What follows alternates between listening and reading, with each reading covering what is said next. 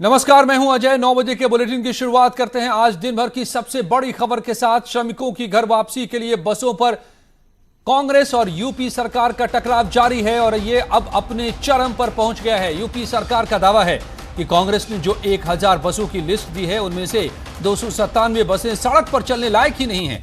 सरकार के मुताबिक 79 बसों का फिटनेस सर्टिफिकेट नहीं है। लिस्ट में शामिल 140 बसों का बीमा नहीं है। 78 बसें ऐसी हैं जिनका न तो फिटनेस है और न ही बीमा है। ऐसे में कांग्रेस की बसों वाली लिस्ट को लेकर भारी गड़बड़ियां हैं और अब इस पर मामला भी दर्ज।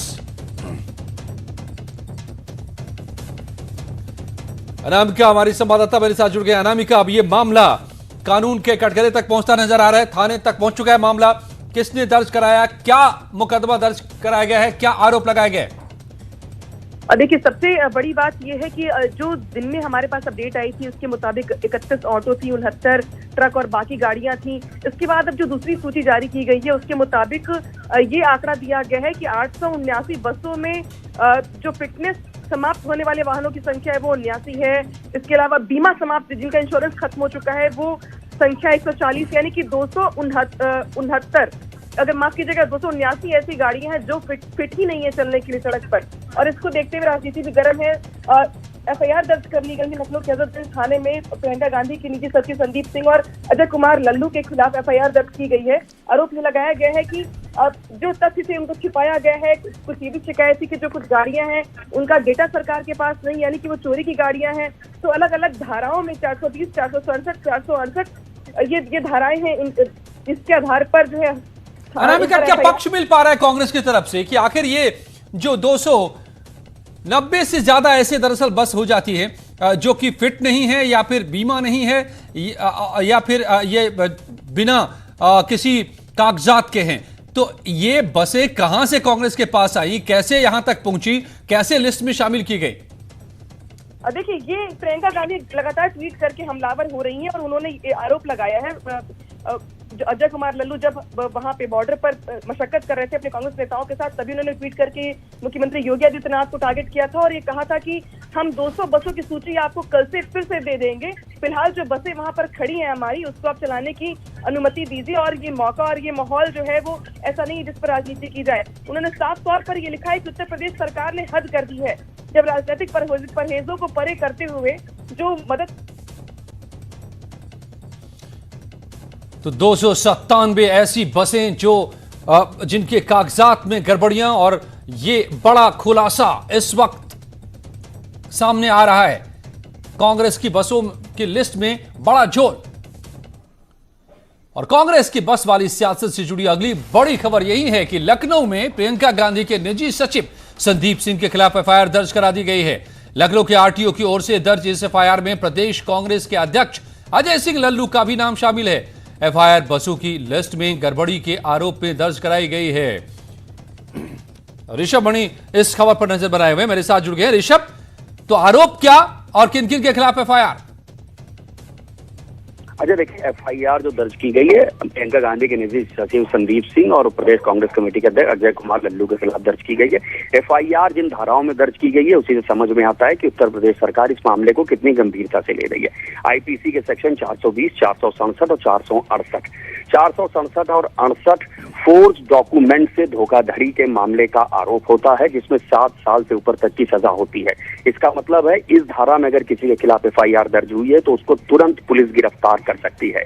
420 7 साल से कम की सजा वाली धारा है, उसमें छूट मिल सकती थी, लेकिन 67-68 लगाने का मतलब ही है कि उत्तर प्रदेश सरकार ने तय कर लिया है कि गंभीर धाराओं में धोखाधड़ी की एफआईआर दर्ज होगी ताकि आरोपियों के गिरफ्तारी की पूरी संभावना बनी रहे। अब रही बात उत्तर प्रदेश पुलिस कैसे आगे बढ़ती। फिलहाल अजय कुमार लल्लू आगरा पुलिस की हिरासत में है। देखना यही होगा, अब उनके खिलाफ लखनऊ में एफआईआर दर्ज हो गई है, क्या उनको वहीं से जेल भेज दिया जाता है। समस्या की बात यह है कि आगरा में 2 जेल हैं, अगर जेल में रखेंगे लल्लू को तो दोनों जेलें इस वक्त कोरोना के केसेस वहां पे सामने आ चुके हैं। आगरा सेंट्रल जेल में भी, आगरा डिस्ट्रिक्ट जेल में भी। निजी सचिव जो प्रियंका गांधी हैं संदीप सिंह, उनकी भी लोकेशन निकाली जा रही है। अब ये हो सकता है कि जल्द ही लखनऊ पुलिस की एक टीम रवाना हो जाए आरोपियों की गिरफ्तारी के लिए। मान के चलिए अजय, ये मामला गंभीर होने जा रहा है। चूंकि ये FIR खुद साफ लखनऊ के RTO जो रीजनल ट्रांसपोर्ट अफसर हैं उन्होंने दर्ज कराई है और उन्होंने तकनीकी पहलुओं की जांच कर ली है। बड़ी बात आप बता रहे ऋषभ की किसी भी वक्त गिरफ्तारी कर सकती है पुलिस। जिन धाराओं में मुकदमा दर्ज किया गया है गंभीर धाराएं हैं, धोखाधड़ी की धाराएं लगाई गई हैं और इन धाराओं के तहत गिरफ्तारी मुमकिन है। अभी तक हिरासत में लिए गए थे अजय सिंह लल्लू, कांग्रेस प्रदेश अध्यक्ष, लेकिन अब उनका भी नाम है तो उनकी भी गिरफ्तारी मुमकिन है और मुमकिन है कि अब संदीप सिंह जो प्रियंका गांधी के निजी सचिव हैं उनकी भी गिरफ्तारी के लिए टीम को रवाना किया जाए। बड़ी खबर इस वक्त की, बसों की जो लिस्ट सौंपी गई थी उसमें कई बसों के कागजात न सिर्फ नहीं थे बल्कि गड़बड़ियां भी हैं और इस वजह से यह मुकदमा। प्रदेश कांग्रेस अध्यक्ष अजय सिंह लल्लू ने आज इससे पहले आगरा में राजस्थान बॉर्डर पर धरना दे दिया, जिसके बाद उन्हें पुलिस ने हिरासत में ले लिया।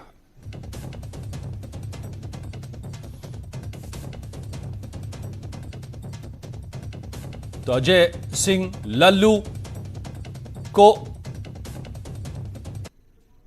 हिरासत में लिया गया।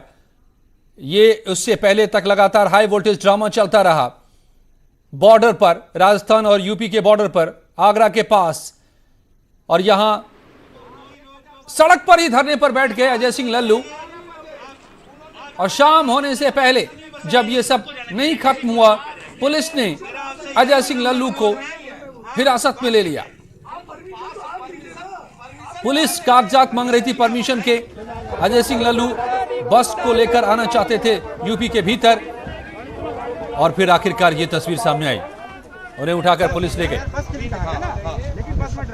और अब उनके खिलाफ FIR अजय सिंह लल्लू के खिलाफ। आप चलेगी क्या? रजिस्ट्रेशन भी होता है, आप चेक करिए, आइए चेक करिए। तो हम दिखाते हैं आपको कि कैसे आज शाम अजय सिंह लल्लू बॉर्डर पर पुलिस की ओर से रोके जाने पर भड़के और बहस करने लगे।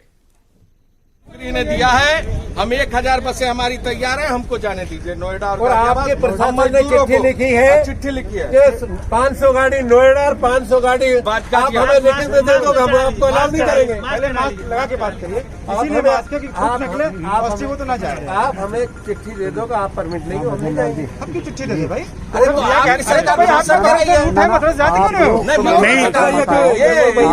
जुबैर जी इनसे ये पूछिए जाने क्यों नहीं दे रहे हैं, जाने क्यों नहीं दे रहे हैं? परमिशन नहीं है।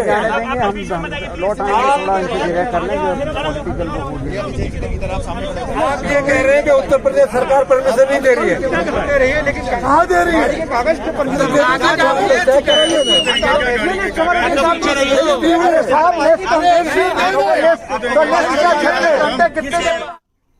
तो हाई वोल्टेज सियासी ड्रामा आपने देखा कि किस तरह से आगरा में चलता रहा। श्रमिकों को उनके घरों तक पहुंचाने को लेकर बस की सियासत जारी है। इसे लेकर मंत्री सिद्धार्थनाथ सिंह ने कांग्रेस पर फर्जीवाड़े का आरोप लगाया है। कांग्रेस ने बसों पर की जा रही सियासत को लेकर यूपी सरकार पर निशाना भी साधा है। उत्तर प्रदेश वो देवभूमि है जहां केवट ने भगवान को गंगा पार करवाई थी।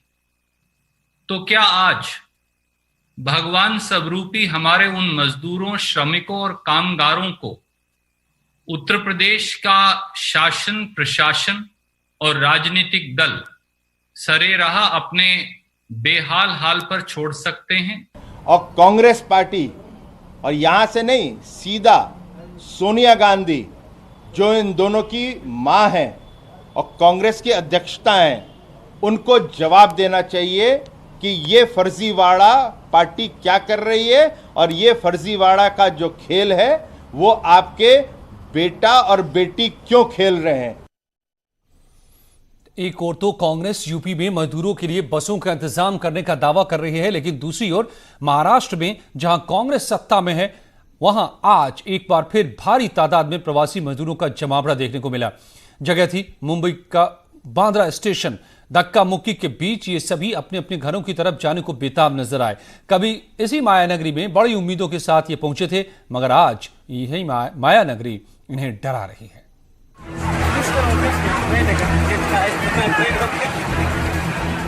ये मुंबई की तस्वीर है। स्टेशन के बाहर अफरा तफरी का माहौल।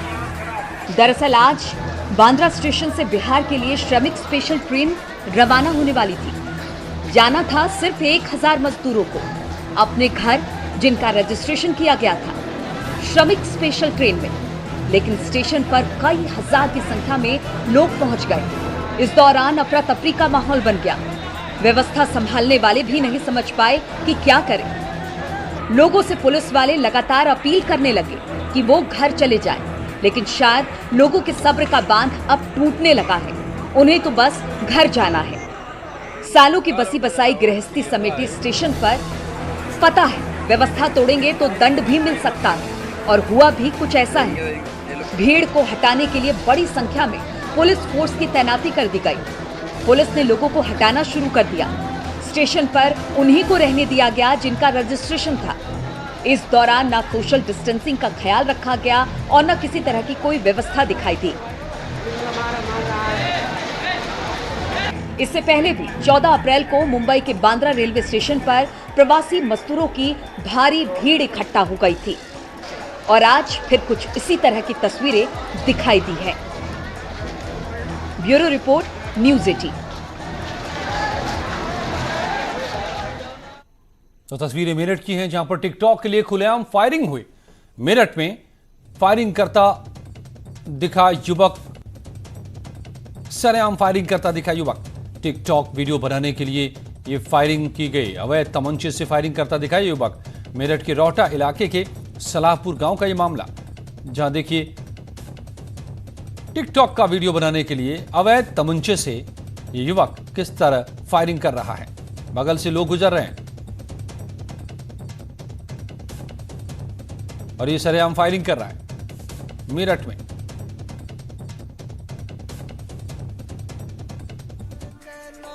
हैरान करने वाली तस्वीर।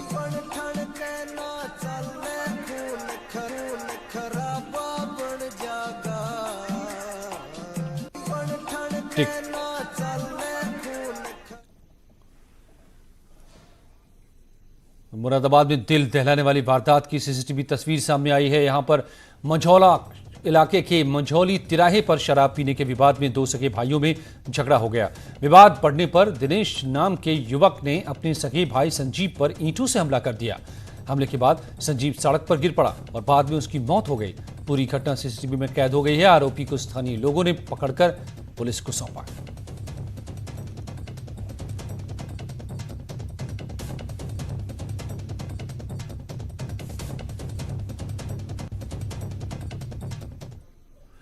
फिरोजाबाद के जसराना में पुरानी रंजिश में 2 गुट आपस में भिड़ गए। दोनों तरफ से जमकर पथराव और फायरिंग हुई। पत्थरबाजी में 3 लोग जख्मी हो गए। दबंगों का हथियार लहराता वीडियो वायरल हो रहा है। पुलिस ने मामले की अब जांच शुरू की है। और आगरा में दबंगों की दबंगई का वीडियो सामने आया है। मामला इत्माद दौला थाना इलाके का है, जहां पर रात में बाइक सवार 2 बदमाश हथियार से हवाई फायरिंग करते दिखाई दे रहे हैं। बाद में आराम से चले जाते हैं। पूरी घटना सीसीटीवी में कैद हो गई, लेकिन इलाके में दहशत बनी हुई है।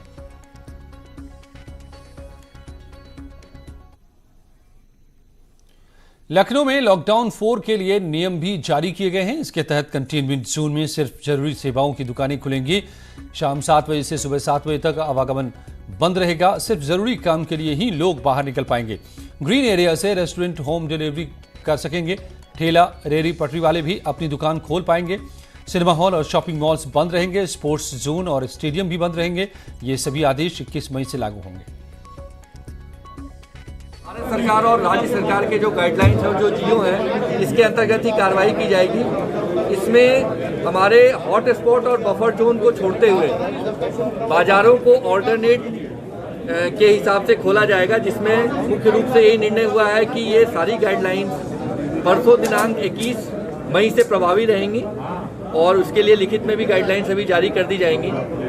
बाजारें एक दिन लेफ्ट साइड की खुलेंगी तो दूसरे दिन राइट साइड की दुकानें खुलेंगी। अगर आप रोड के हिसाब से देखें तो प्रत्येक बाजार अनिवार्य रूप से एक दिन बंद रहेगा, जिस दिन नगर निगम की विशेष टीम लगा करके और व्यापारी संगठनों के द्वारा संयुक्त रूप से पूरे बाजार का सैनिटाइजेशन।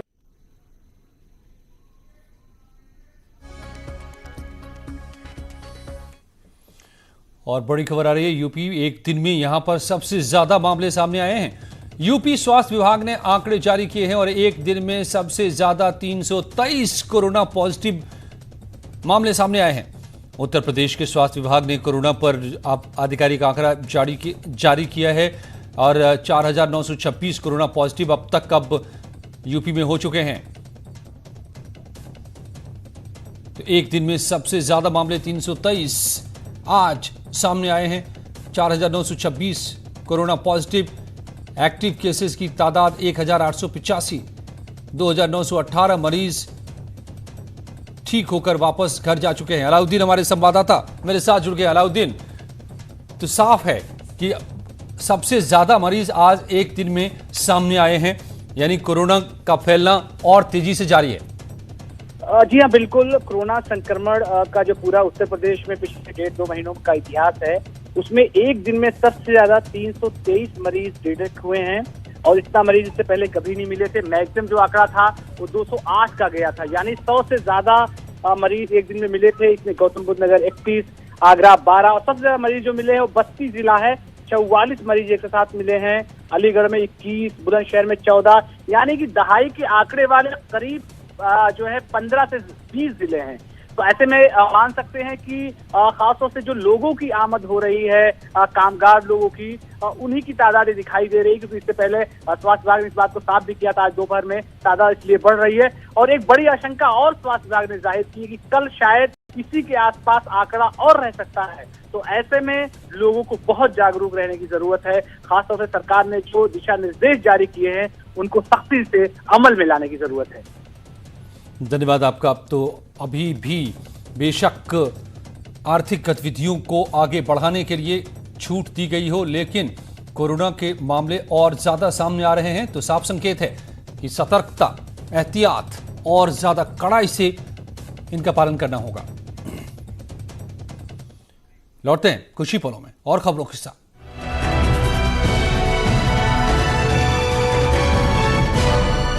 फतेहपुर में लॉकडाउन के नियमों को निभाते हुए दूल्हा दुल्हन ने 7 जन्मों का साथ निभाने की कस्में खाई। यहां इकारी गांव निवासी वेद प्रकाश राजपूत ने अपनी बेटी की पहले से ही तय शादी को पहले तो टालने का मन बनाया था, मगर बाद में 3 बारातियों के साथ शादी कराई।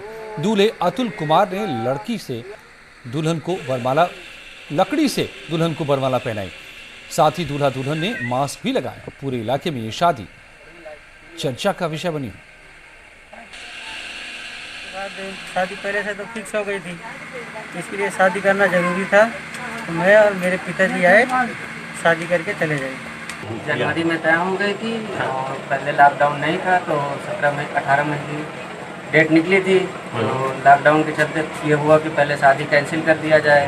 फिर सोच रहे थे कि चलिए सब लोग घर वालों को कहने के अनुसार फिर जो है शादी को किया गया। पूरी तरीके से सोशल डिस्टेंसिंग का ध्यान रखते हुए 4 से 5 लोग आए बारात में और यहाँ सारे नियमों को पालन करते हुए हमने शादी संपन्न कराई और उसकी विदाई हुई अपनी।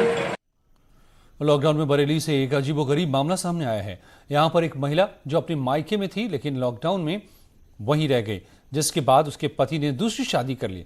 जैसे ही महिला को अपने पति की करतूत का पता चला, उसने समाजसेवी संगठन मेरा हक फाउंडेशन के अध्यक्ष फरहत नकवी से मदद की गुहार लगाई। फरहत के मुताबिक महिला का निकाह 2013 में हुआ था और उसके 3 बच्चे भी हैं और 19 मार्च 2020 को महिला का पति उसे मायके छोड़ आया था। इसी बीच लॉकडाउन हो गया, जिसके बाद पति ने मौसी की लड़की से दूसरा निकाह कर लिया। फिलहाल समाजसेवी संगठन ने पुलिस से मदद की गुहार लगाई है। अब मैं चाहती हूँ मुझे इसमें इंसाफ मिले। मेरे 3 बच्चे हैं छोटे छोटे और मुझे उस लड़की को उस घर में से निकाला जाए और मैं उस घर में जाना चाहती हूँ। अलीगढ़ में कोरोना संक्रमण से रियल एस्टेट कारोबारी की मौत के बाद से मामला लगातार तूल पकड़ता जा रहा है। कारोबारी की मौत 2 दिन पहले उसकी हो गई थी और उसकी मां ने 13वीं की थी, जिसमें 150 से ज्यादा लोग जमा हुए थे, जिसके बाद उनके 5 रिश्तेदारों के साथ 150 अज्ञात लोगों के खिलाफ मामला दर्ज किया गया था। इस पूरे मामले पर राजनीतिक दलों ने जिला प्रशासन को घेरना शुरू कर दिया है। आपको बताएं कि अलीगढ़ में अब तक 80 से ज्यादा कोरोना संक्रमण के मामले सामने आ चुके हैं। चाहे भावनाओं का कारण हो उसमें, चाहे सत्ता का कारण हो, मैं तो यही कहूँगा कि इन्हीं 2 कारणों से चूक हुई है। वो बेचारे बहुत भले आदमी थे, सामाजिक थे, ऐसी बात नहीं। उद्योगपति होना कोई गुनाह नहीं है, लेकिन रिलेशन को नहीं रोक पाए होंगे, लोग आ गए, उसी से बड़ा है प्रकोप। पर लेकिन एकदम से जो कहीं ना कहीं एक वर्ग में जो इस तरीके का कार्यक्रम हुआ उसको लेके सवाल और आशंकाएं ज़रूर एकदम से उठी हैं और प्रश्न चिन्ह लगे हैं कि कैसे ये कार्यक्रम हुआ। वो कहीं ना कहीं चूक हुई है प्रशासन से। और अब चलते चलते कोरोना से जूझ रहे हिंदुस्तान के लिए आए शुभकामना संदेश की बात। ये शुभकामना संदेश आपके लिए सीधे चीन से आया है। Namaste. Hello, I'm Jackie Chan. I would like to send my love and wishes to everyone in India. I know we're all facing a very difficult time right now. We should stay positive and follow the advice from your government. Protecting yourself is protecting your family. Stay strong, stay safe. I truly believe we have a bright future ahead. Namaste.